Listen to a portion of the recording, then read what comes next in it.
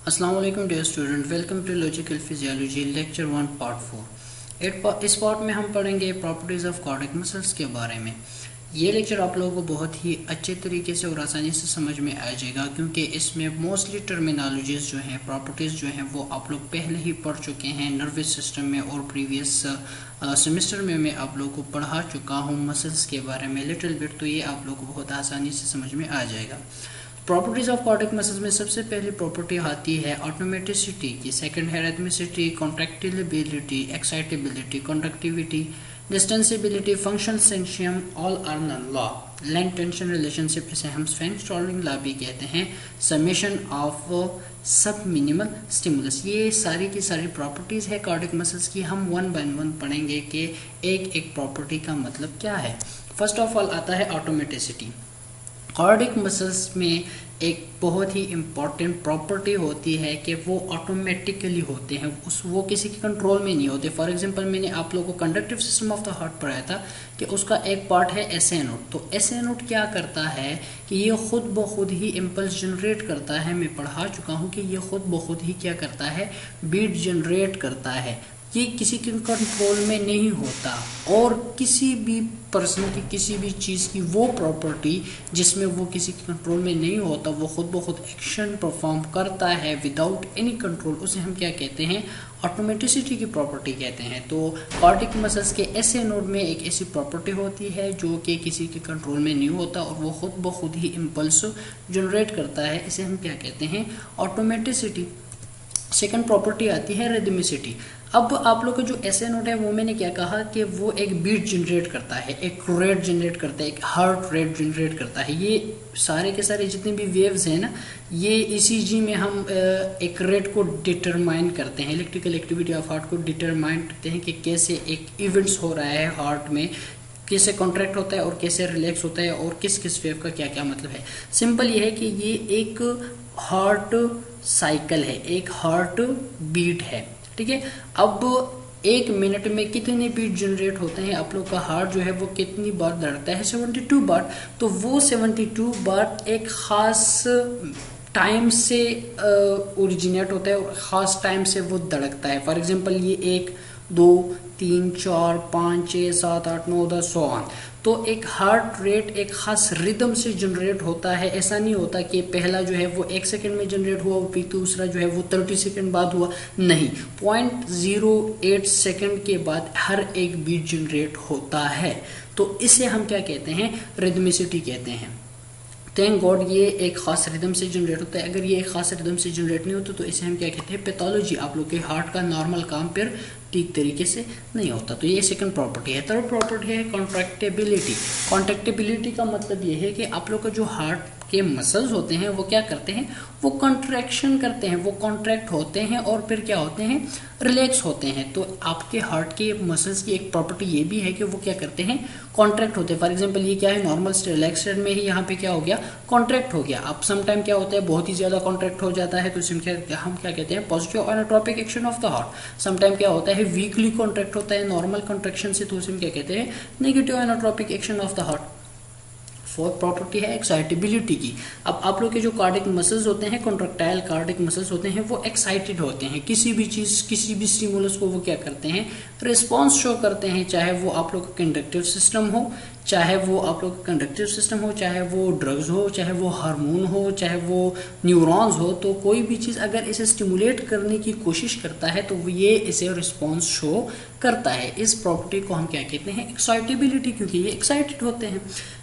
पांचवी प्रॉपर्टी है conductivity. Conductivity आप लोग को अगर याद हो तो मैंने आप लोगों को ये पढ़ाया था कि एसए नोड के बाद एक और कंडक्टिव पार्ट आता है, उसे क्या कहते हैं, एवी नोड। एवी नोड क्या करता है कि ये कंडक्ट करता है इम्पल्स को एट्रिया से वेंट्रिकल में। एट्रिया से कहाँ कंडक्ट करता है, वेंट्रिकल में, क्योंकि ये एक गेट का काम करता है। एट्रिया से वेंट्रिकल में बाकी किसी भी जगह से इम्पल्स जो है वो ट्रांसफर नहीं हो सकते, वो कंडक्ट नहीं हो सकते। उसकी कंडक्शन के लिए एक खास गेट होता है, एक खास पार्ट ऑफ कंडक्टिव सिस्टम होता है, उसे हम क्या कहते हैं, एवी नोड। और एवी नोड के जरिए ही एट्रिया से वेंट्रिकल में इम्पल्स कंडक्ट हो सकते हैं, बाकी किसी जगह से ये कंडक्ट नहीं हो सकते। तो आपके कार्डियक मसल्स की एक प्रॉपर्टी ये भी है कि वो कंडक्शन का काम करता है थ्रू एवी नोड। सातवीं प्रॉपर्टी है डिस्टेंसिबिलिटी। अब आपके कार्डिक मसल्स में एक ये खासूसियात मौजूद होती हैं कि वो क्या होते हैं, वो डिस्टेंट हो सकते हैं। आप जितने लोड इस पे डालें तो वो उसी के अकॉर्डिंग क्या होते हैं, रिलैक्स होते हैं, एक डिस्टेंट हो सकते हैं। ठीक है, तो आपके कार्डिक मसल की एक प्रॉपर्टी ये भी है कि वो अपने लोड के मुताबिक, अपने ब्लड के ज्यादा अमाउंट आने के मुताबिक अपने आप को डिस्टेंट कर सकते हैं। एक और प्रॉपर्टी है फंक्शनल सेंशियम। ये एक नई प्रॉपर्टी आप लोगों ने नहीं सुना होगा। फंक्शनल सेंशियम का मतलब ये है कि आप लोग के फॉर एग्जांपल कार्डिक मसल्स हो, कंट्रोक्टाइल कार्डिक मसल्स, एक ये है, दूसरा ये है, तीसरा, चौथा, पांचवा, चौथा, सारे के सारे ये मसल्स होते हैं ना कार्डिक मसल्स।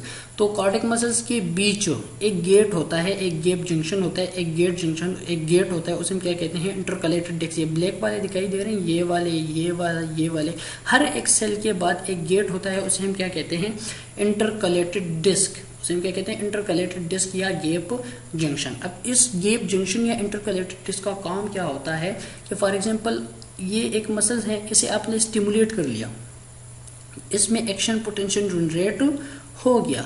अब दूसरा सेल है, उससे आप लोगों को स्टिमुलेट करने की जरूरत नहीं होती। ये जैसे ही फर्स्ट वाला स्टिमुलेट हो जाता है, इसके यहाँ तक एक्शन पोटेंशियल के आ जाने के बाद इस गेप जंक्शन या इस गेट के जरिए सेकंड वाले क्या होते हैं, स्टिमुलेट हो जाते हैं। तो ये क्या होते हैं कि एक अगर आप लोग स्टिमुलेट कर ले तो दूसरा इस गेट के जरिए स्टिमुलेट होता है, तीसरा इस गेट के जरिए, चौथा इस गेट के जरिए।